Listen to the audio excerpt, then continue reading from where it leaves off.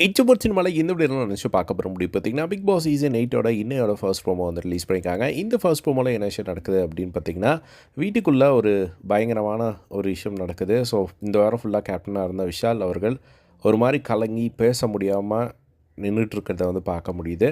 எதுக்காக அப்படின்னா, அவர் காட்டின பார்ஷியாலிட்டி தான். ஸோ விஜய் சேதுபதி வந்து கேட்குறாரு, "இந்த அன்பான கேப்டன் இன்னைக்கு எப்படி இருந்தார்?" அப்படின்னு கேட்கும்போது வந்து பார்த்தீங்கன்னா, ஒவ்வொருத்தரா எழுறாங்க. ஸோ ஃபர்ஸ்ட்டு சௌந்தர்யா எழுந்து வந்து பார்த்தீங்கன்னா, அன்ஷிதா மேலே பாசம் இருக்கிறனால வந்து மற்றவங்க கிட்ட ஒரு மாரியும், அன்ஷிதா கிட்ட ஒரு மாரியும் வந்து நடந்துக்கிட்டார் அப்படிங்கிற மாரி வந்து சொல்கிறாங்க.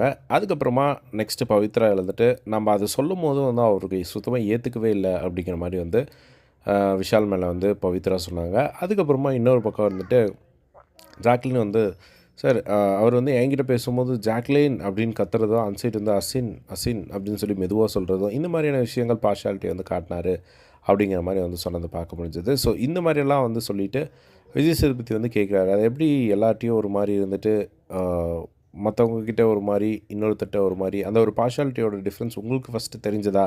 அப்படிங்கிற மாரி வந்து விஜய் சேதுபதி வந்து அவர கேட்க, அவர் வந்து என்ன பேசுறதுன்னு தெரியாம அப்படியே அவர் பாவம் கண்ணெல்லாம் வந்து கலங்கி இருக்கிற மாரி நம்மளால நல்லாவே பார்க்க முடிஞ்சது.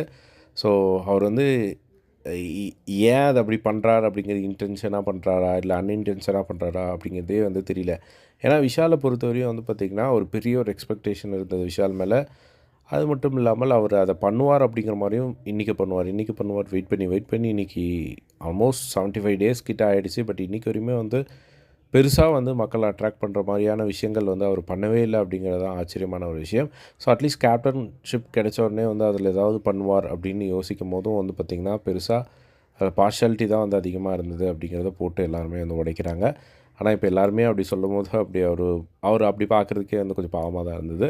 ஸோ இத பத்தி உங்களோட ஒப்பீனியன் கமெண்ட் பாக்ஸ்ல ஷேர் பண்ணுங்க. இதே மாரி எல்லா பிக் பாஸ் அப்டேட்ஸ் தெரிஞ்சுக்க நம்மளோட சேனல சப்ஸ்கிரைப் பண்ணி சப்போர்ட் பண்ணுங்க. தேங்க்ஸ் ஃபார் வாட்சிங். Yes by.